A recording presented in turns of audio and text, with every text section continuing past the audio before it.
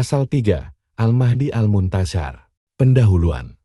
Al-Mahdi itu seorang pria yang saleh, termasuk keturunan Nabi Shallallahu Alaihi Wasallam dan sekaligus keturunan cucu beliau, Al-Hasan. Berdasarkan pendapat terkuat, Allah Subhanahu wa Ta'ala mengeluarkannya pada akhir zaman, di saat tersebar luasnya kesaliman dan kelaliman di muka bumi.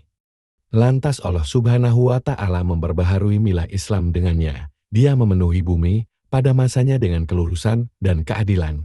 Dia berkuasa selama 7 tahun atau 9 tahun. Dikukuhkan kebenaran pendapat bahwa dialah mujaddid pembaharu yang paling agung untuk umat ini pada akhir zaman nanti. Diriwayatkan dalam banyak hadits berkenaan dengan munculnya Al-Mahdi. Sebagian besar dari hadits itu sahih. Tetapi ada yang dhaif, bahkan ada juga yang maudhu palsu. Beraneka pendapat tentang hakikat kemunculannya dan kapan waktunya. Sebagian pendapat itu berada pada posisi mungkar dan ragu-ragu. Sebagian pendapat yang lainnya berlebih-lebihan dalam menggambarkan sifat dan karakternya. Sebagian yang lainnya lagi mengeksploitasinya untuk mewujudkan tujuan-tujuan tertentu. Barangkali fenomena Al-Mahdi merupakan fenomena yang paling sering disebutkan dalam pembahasan tentang tanda hari kiamat, sehingga tercampur dalam kisahnya riwayat yang jelek dan yang berbobot. Hal ini mungkin disebabkan karena keterkaitannya dengan fitnah dan pertempuran, dan keterkaitan lainnya dengan keutamaan yang dianggap kalangan Syiah sebagai keistimewaan yang mereka banggakan. Di samping itu, Al-Mahdi juga berhubungan erat dengan janji keselamatan untuk umat ini, yang menjadikan sebagian orang kian terdorong untuk mengeksploitasinya. 3 keterkaitan ini menguatkan motivasi untuk membuat-buat hadits palsu, ungkapan yang melampaui batas, dan kedustaan terhadap satu fenomena ini, sehingga lenyaplah ajarannya yang hakiki bagi banyak orang. Berdasarkan alasan inilah, maka pasal ini sangat penting dan urgen, serta keharusan untuk menjelaskannya, agar terbukti siapa yang mendapat petunjuk dan siapa yang menyimpang, terutama sekali tentang fenomena ini. Fenomena Al-Mahdi, nyata ataukah hayalan belaka? Dalam fenomena Al-Mahdi tercampurkan padanya kebenaran dan kebatilan, yang keji dan yang berbobot, kurangnya keterangan, dan bukti-bukti yang memadai untuk membuka kebenaran tentangnya, pada sebagian ulama berakibat mendorong mereka untuk mengingkarinya sama sekali. Lalu mereka menganggapnya termasuk hayalan atau keyakinan rusak dari ajaran agama lain yang menginfiltrasi kaum muslimin. Pendapat ini menyelisih keyakinan yang dipegang oleh Ahlus Sunnah wal Jamaah. Mereka ini golongan yang meyakini akan munculnya seorang pria dari kalangan Ahlul Bait keluarga Nabi Shallallahu Alaihi Wasallam pada akhir zaman, dan akan terwujud pada eranya kelapangan dan keadilan. Untuk meluruskan kekeliruan, serta mendapatkan titik terang masalah ini, saya memandang perlu untuk mengutarakan pendapat orang-orang yang mengingkari Al-Mahdi subhat mereka, lalu membantahnya. Kemudian saya ringkas dan saya simpulkan untuk menjelaskan pendapat mayoritas ulama kita tentang Al-Mahdi. 1. Orang-orang yang mengingkari fenomena Al-Mahdi. Sudah terkenal dari sebagian ulama pengingkaran secara total terhadap fenomena Al-Mahdi. Orang-orang yang mengingkari itu pada umumnya mungkin karena berpendapat bahwa yang dimaksud Al-Mahdi itu adalah Isa alaihi salam. Bisa jadi karena kurangnya bekal pengetahuan tentang hadits. Mungkin juga yang bersangkutan berasal dari sekolah intelek kuno atau modern yang hanya menggunakan akal untuk menetapkan hukum syariat. Bisa jadi mereka termasuk yang terpengaruh oleh studi kaum orientalis dan metode mereka. Atau mungkin juga pengingkaran itu dipicu oleh reaksi terhadap apa yang mereka saksikan, yaitu yang berupa tercampurnya fenomena ini dengan sejumlah hayalan dan kepalsuan. Dengan tanpa melihat sebab pengingkaran atau motivasinya, atau asal budayanya, maka tindakan yang paling perlu dilakukan pada keadaan ini adalah menyebutkan sebagian perkataan orang-orang yang mengingkari itu, menjelaskan syubhat mereka, lalu membantahnya untuk menjelaskan perkara ini. Terutama kepada para pembaca, saya memandang perlu untuk membagi bahasan ini menjadi 2 bagian, sebagai berikut. Ulama dan ilmuwan berpengaruh yang mengingkari fenomena Al-Mahdi.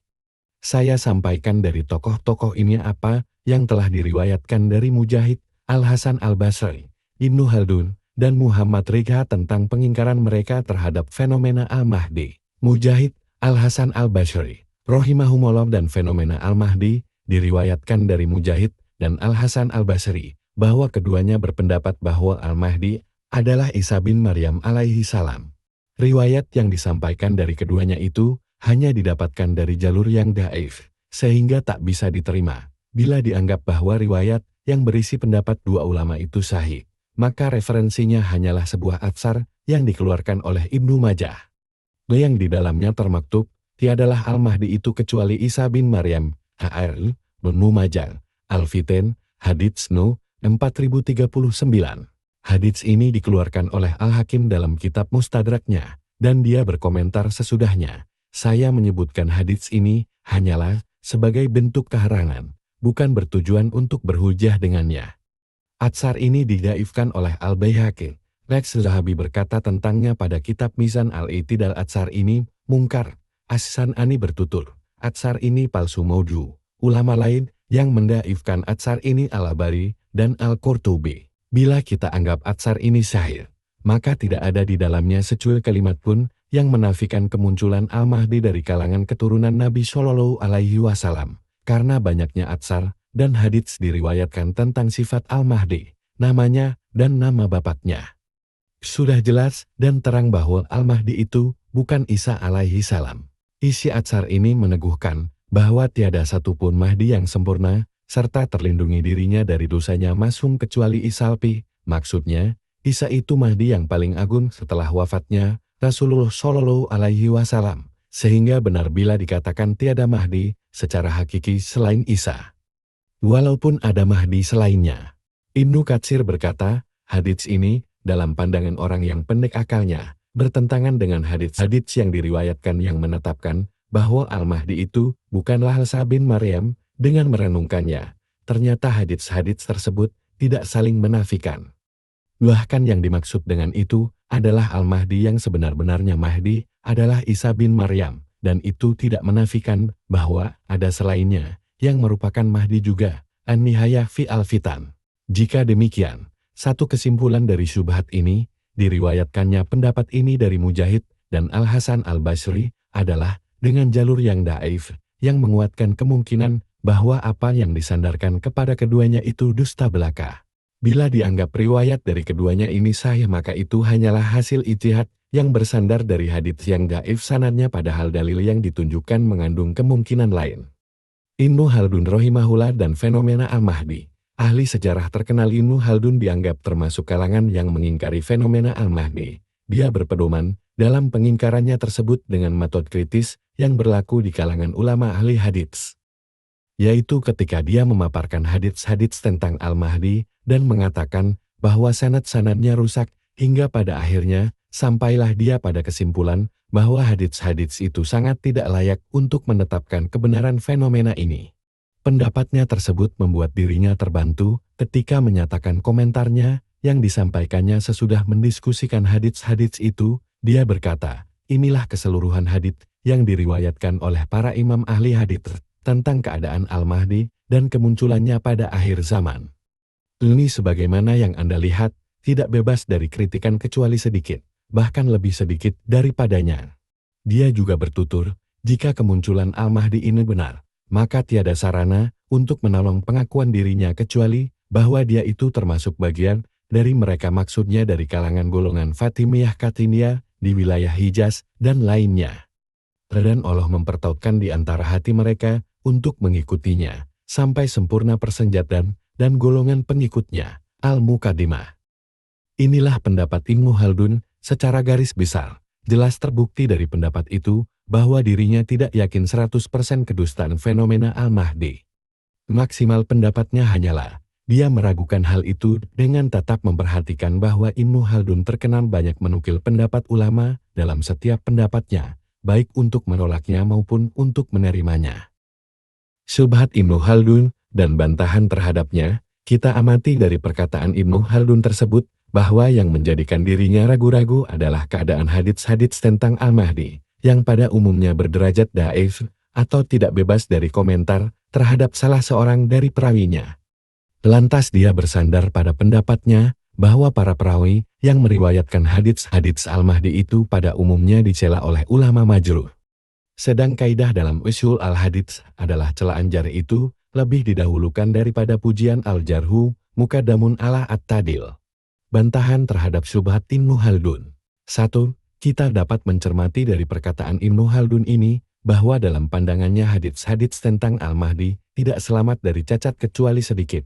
Sedikit hadits yang sahih menurutnya itu sudah cukup untuk menetapkan kebenaran fenomena ini, tiada jalan untuk mengingkarinya. Adapun hadits-hadits yang menurutnya tidak sahih itu faktanya telah disahihkan oleh para ulama yang memiliki pengetahuan dan periwayatan di bidang ilmu-ilmu hadits.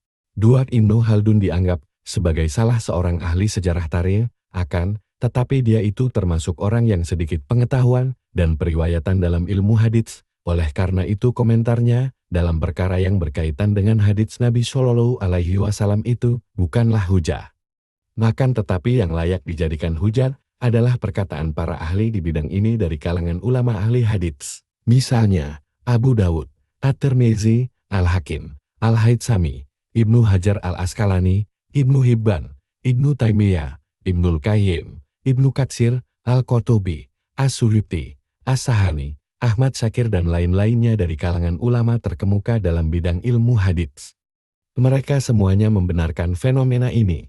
Lebih dari itu, saya tidak mendapatkan kajian sepanjang saya seorang pun yang mengingkari fenomena Al-Mahdi. 3. Penyandaran Ibnu Khaldun kepada kaidah al-jarhu muqaddamun ala at-ta'dil celaan itu lebih didahulukan daripada pujian tanpa disertai aturan itu tidaklah benar.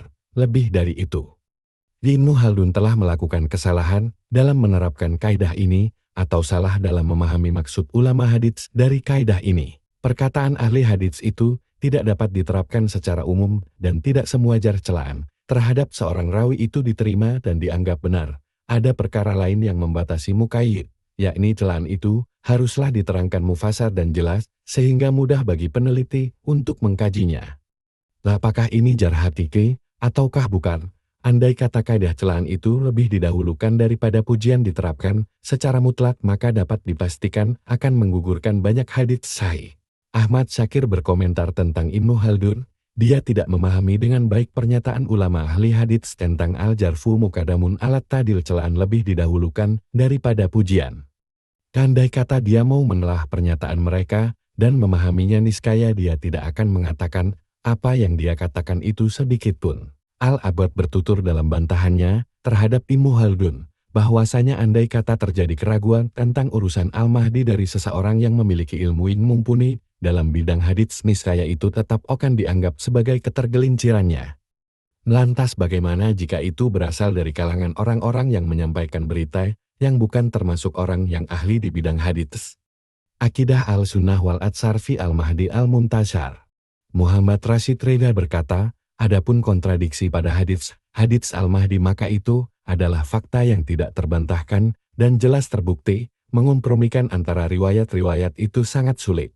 Orang-orang yang mengingkarinya lebih banyak, dan syubhat tentang hal itu cukup jelas. Oleh karena itulah dua Sahih Al-Bukhari dan Muslim tidak meriwayatkan sedikit pun tentang itu dalam kitab sahih keduanya. Dia juga berkata, karena itulah terjadi banyak perbedaan tentang nama Al-Mahdi, nasabnya, sifat-sifatnya, dan amalannya. Ka'ab al-Ahbar Ka'ab sang pendeta memiliki sepak terjang dan pengalaman yang luas dalam menghiasi kabar-kabar itu dengan kebohongan. Tafsir Al-Manar. Syubhat Imam Muhammad Rashid Ridha, dari perkataannya yang baru saja diutarakan itu, jelaslah bahwa Rashid Ridha meragukan fenomena Al-Mahdi karena beberapa sebab berikut ini. Hadits-hadits yang bertutur tentang Al-Mahdi itu mengandung banyak pertentangan yang krusial, yang sulit dikompromikan satu dengan lainnya. Banyak orang yang mengingkari dan meragukan fenomena ini. Syubhat palsu dan kebohongan yang sengaja dihiaskan pada fenomena ini sangat kentara, dan dia terang-terangan mengatakan bahwa kebohongan itu dibuat oleh Ka'ab al-Ahbar radhiyallahu anhu. Fakta bahwa dua Sahih Al-Bukhari dan Muslim tidak meriwayatkan satupun hadits tentang Al-Mahdi dalam kedua kitab sahih mereka itu merupakan bukti yang kuat bahwa tiada hadits sahih tentang fenomena itu sama sekali di sisi beliau berdua. Inilah keseluruhan elemen syubhat yang diutarakan oleh Sayyid Muhammad Rashid Ridha. Kita dapat mendiskusikan dan membantahnya dari sisi-sisi berikut. Anggapan bahwa pertentangan krusial yang terjadi di antara sekian banyak riwayat hadits Al-Mahdi itu mengakibatkan tertolaknya keseluruhan riwayat itu adalah anggapan yang tak dapat diterima karena beberapa alasan, di antaranya. 1. Sesungguhnya selain Rashid Reda, yaitu dari kalangan ulama yang memiliki spesialisasi ilmu dalam bidang hadits, dan yang diakui kadar keilmuan mereka, tidak memandang adanya pertentangan ini mengakibatkan fenomena Al-Mahdi dianggap sebagai rekaan belaka. Akan tetapi, mereka justru memandang bahwa pertentangan tersebut adalah pertentangan syahir yang dapat dikompromikan riwayatnya atau paling tidak ditarjih mana yang lebih kuat darinya. 2. Siapa saja yang kokoh mendalami ilmu hadits pastilah mendapati bahwa ulama-ulama hadits memiliki metode yang sangat teliti dalam memperlakukan sejumlah riwayat yang syahirnya bertentangan. Yaitu apabila riwayat-riwayat yang syahirnya bertentangan dalam salah satu dari sekian banyak sisinya itu masih mungkin untuk dikompromikan, maka mereka pun akan mengompromikan dan menyatukan di antaranya.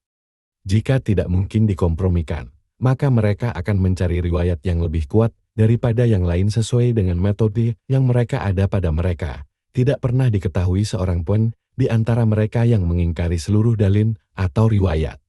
Andai kata mereka menempuh cara seperti yang ditempuh oleh Muhammad Reda, niscaya akan mengakibatkan ditolaknya banyak nas dan lenyaplah pokok ajaran Islam, satu pengingkaran terhadap ajaran yang baku, yang kemudian akan mengakibatkan terguncang dengan hebatnya metode dalam menyikapi al-hadits dari pokoknya.